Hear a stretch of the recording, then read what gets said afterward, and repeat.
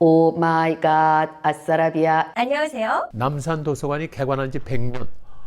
감사합니다. 진심으로 축하드립니다.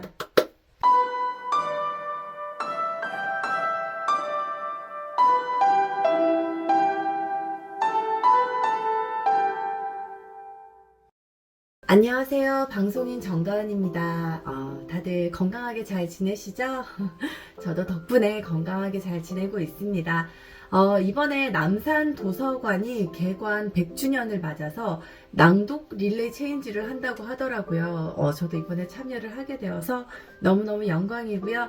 다시 한번 남산도서관 100주년, 개관 100주년을 진심으로 축하드립니다. 이번에 이제 저희가 읽었던 책 중에 감동 깊게 읽었던 책을 소개를 하게 되었는데, 저보다 더 많은 분들이 더 많은 좋은 책들을 읽고 소개를 많이 이미 해주셨을 것 같아서, 저는 제가 저희 7살 딸아이에게 읽어준 책 중에 굉장히 감동적이었고 정말 읽어주면서 눈물을 흘렸던 그런 동화책이 있어서 동화책을 하나 소개를 해주려고 합니다. 바로 허종윤 작가의 인어 아빠라는 동화책이에요. 제목에서부터 좀 갑자기 가슴이 뭉클해지지 않나요? 보통 우리가 인어 하면은 인어 공주, 막 예쁜 이런 생각을 하는데, 인어에게도 아빠는 있겠죠.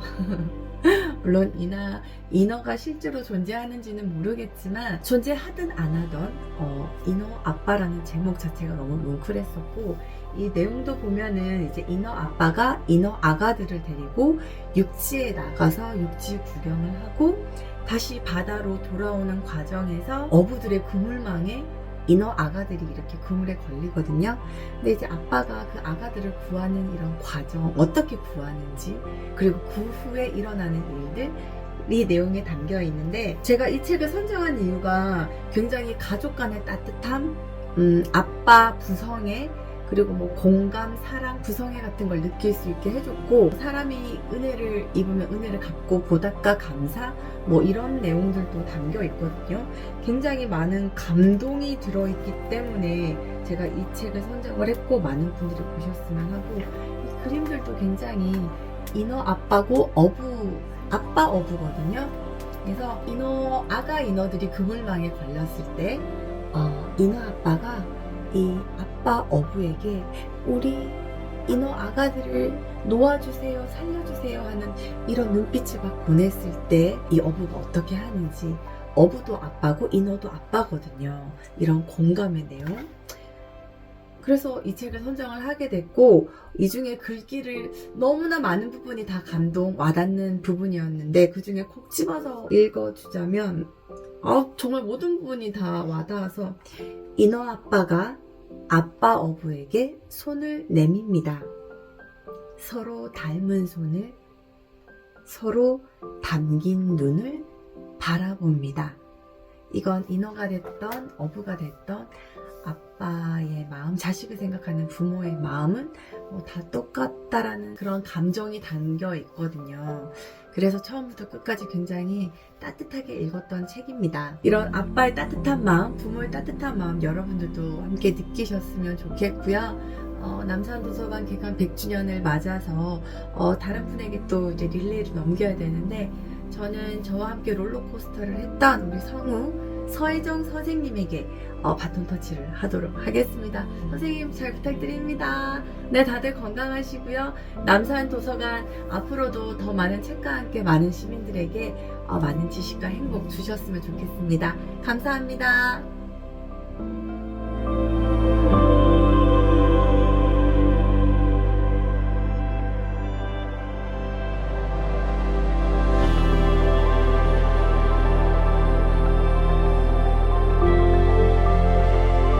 안녕하세요.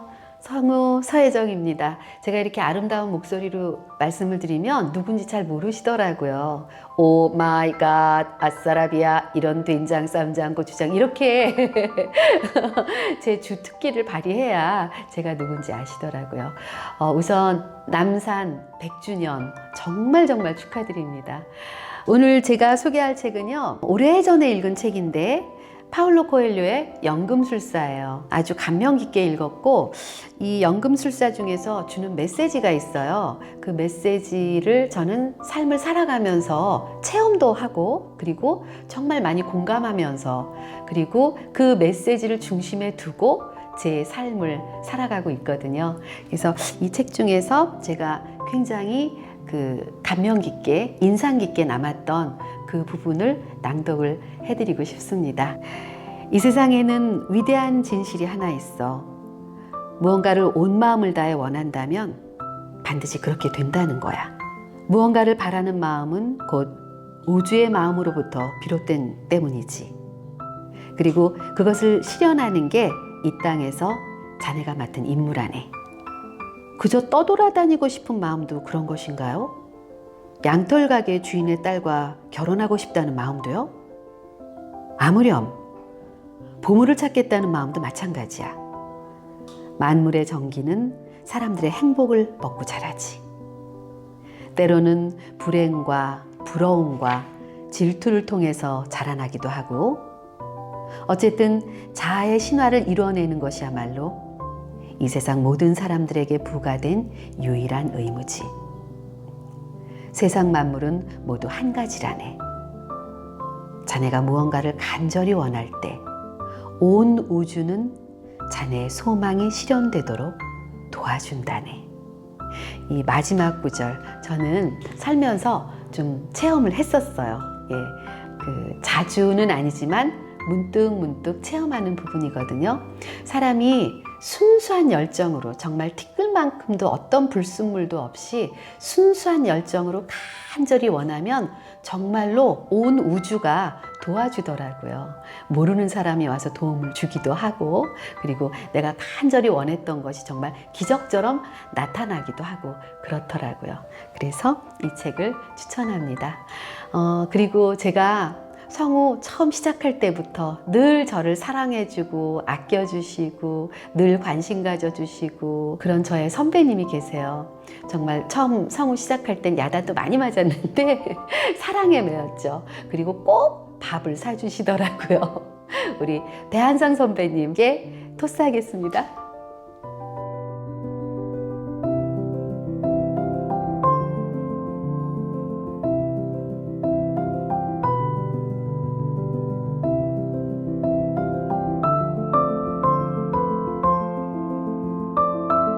안녕하세요. 성우 배한성입니다. 남산도서관이 개관한 지 100년. 100년 역사는 정말 대단한 거죠.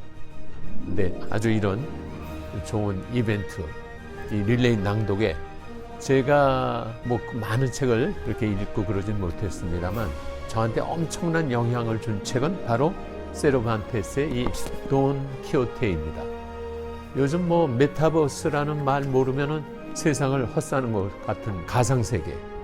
아니 400여 년 전에 세르반테스는 돈 키호테라는 인물을 등장시켜서 가상세계에서 벌어지는 기발한 상상, 공상, 망상, 허상 하여튼 그 패러디를 너무도 기가 막히게 해서 저는 고등학교 때 돈 키호테 소설을 읽고 상상과 공상이 저처럼 배우를 꿈꾸는 사람에게는 엄청나게 중요한 게 상상, 공상력, 망상력까지 있어야 된다는 거예요. 그래서 저는 그냥 조그만 개울 같은 데서 이렇게 있다가 돈 키호테를 만나면서 상상 공상의 바다에 빠진 것 같은. 그래서 지금까지도 제가 성우 활동을 하는 그 영향력을 준 책은 바로 돈 키호테입니다. 어느 장면이든지 다 귀한데 제가 특히 배꼽도 막 잡고 그러면서 어떻게 이렇게 기발하게 썼을까. 세르반테스라는 사람은 정말 400여 년 전에 천재 같은 사람이구나 그렇게 생각하면서 제가 소개해드릴 구절은 여기입니다. 무모하게 풍차하고 이렇게 싸우는 먼동이 터올 무렵 두 모험가는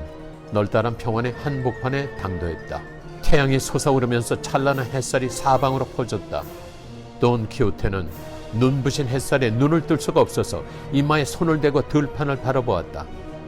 들판에는 40개 남짓한 풍차가 일정한 간격으로 서 있었다. 나무로 만든 기다란 풍차 날개가 삐걱삐걱 소리를 내면서 바람을 타고 천천히 돌아가고 있었다. 돈 키호테가 말했다. 산초야, 행운의 여신이 우리에게 미소를 보내고 있구나. 산초가 대답했다. 행운이라니요. 혹시 아침을 먹을 때라는 뜻입니까요? 이런 식충이 같으니라고. 지금 밥 먹을 시간이 어디 있냐?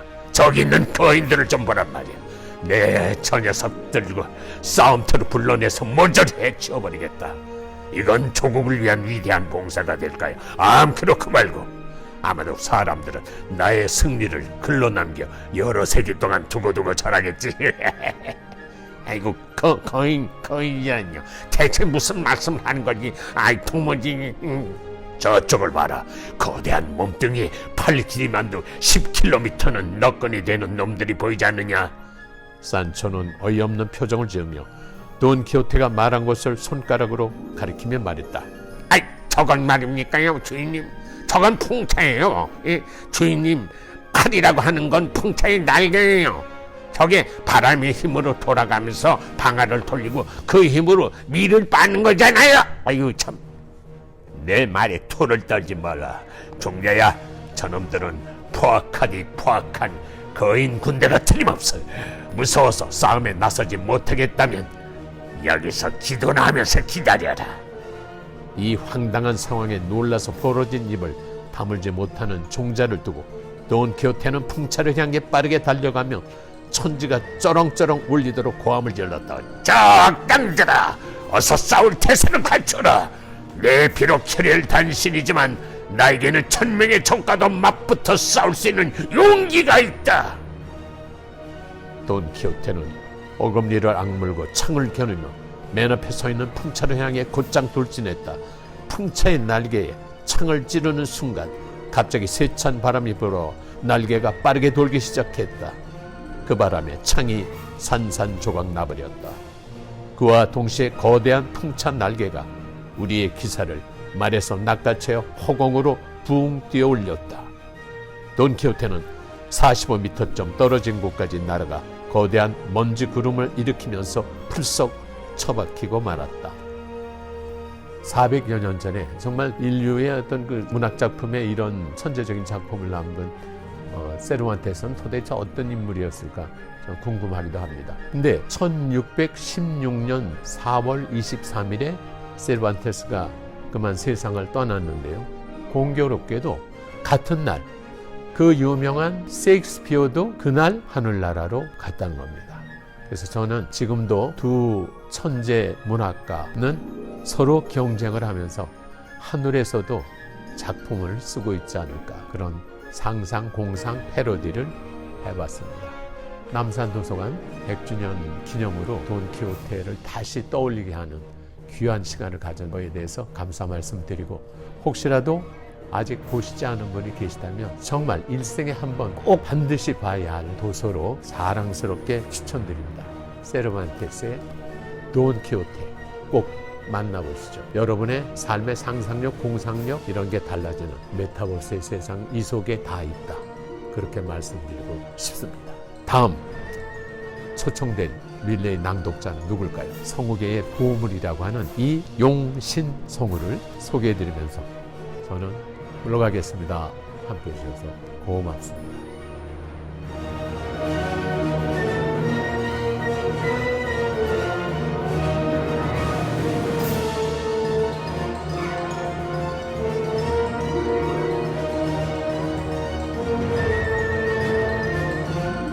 안녕하세요. 함께 만드는 백인의 서재 릴레이 낭독 챌린지에 참여하게 된 성우 이용신입니다.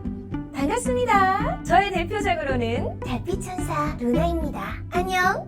난 명탐정 코난의 보라라고 해. 어머 반가워요 여러분. 저는 짱구를 못 말려의 최성아 선생님이랍니다. 난 게임 리그 오브 레전드의 아리라고 해. 이렇게 성우들은 애니메이션이나 게임에서 캐릭터로도 활동하지만 사실 가장 기본이 되는 장르는 바로 내레이션이죠. 성우 이용신이 소개하고 낭독할 책은요, 바로 노모포비아, 스마트폰이 없는 공포입니다. 제목이 좀 무시무시하죠? 이 책의 부제가 스마트폰은 어떻게 우리의 뇌를 망가뜨리는가입니다. 저는 올해로 20년차 성우이기도 하지만 5살, 7살 두 아들의 엄마이기도 한데요. 식당에 가보면 너무나 많은 엄마 아빠들이 아주 어린 자녀 앞에 핸드폰, 패드, 태블릿 같은 영상기기를 놔주잖아요. 그럼 아이는 뚫어져라 보고 있고 엄마 아빠는 얘기를 하고 있고 저는 이제 그런 모습을 보면서 과연 나는 어떻게 해야 할까? 스마트폰을 저렇게 일찍 보여주는 것이 아이의 성장과 발달을 저해하지는 않을까? 그런 생각을 계속 하고 있었어요. 그런데 바로 이 책을 보면서 제 생각이 맞았다라는 확신을 갖게 되었습니다. 인류의 상당수는 깨어있는 시간의 약 3분의 1을 세상에 나온 지 10여 년밖에 안 된 이 작은 기계를 만지작거리며 보낸다.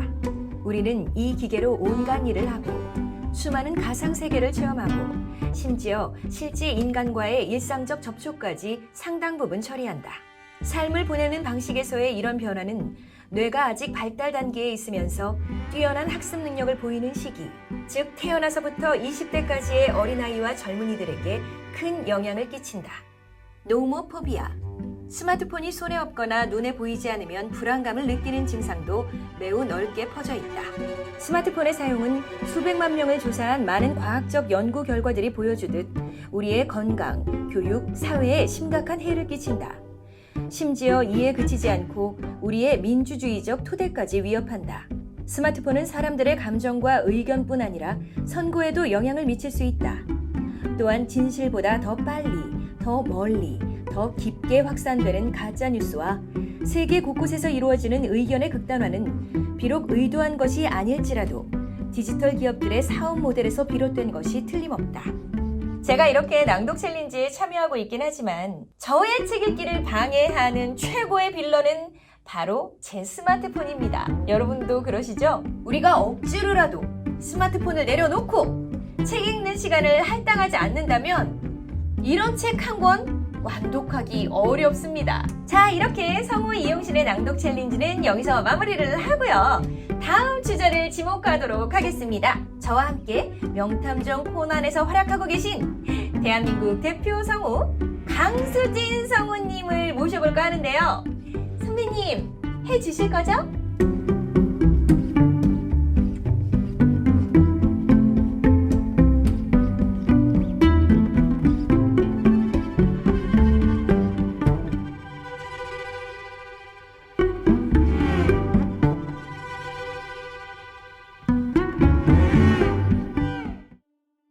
네, 안녕하세요. 성우 강수진입니다. 반갑습니다.